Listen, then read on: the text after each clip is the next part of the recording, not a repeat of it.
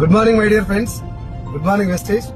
20 సంవత్సరాలు చదువుకొని ఏదో ఒక జాబ్ వచ్చిన తర్వాత మన చదువుకు సంబంధం లేనటువంటి జాబ్ చేసుకుంటూ కేవలం ఫ్యామిలీని పోషించడం కోసమే జాబ్ చేసుకుంటూ మనకున్నటువంటి కళల్ని మొత్తం నిర్వీర్యం చేసుకొని ఇక మన బతికింతే అని చెప్పి ఈఎంఐల ఊబిలో కూరుకుపోయినటువంటి నాలాంటి చాలా మంది జీవితాల్లో వెస్టీజ్ లాంటి ఒక ఆపర్చునిటీ వచ్చిన తర్వాత 45 సంవత్సరాలు నేను జాబ్ కోసం కష్టపడడానికి సిద్ధపడ్డా.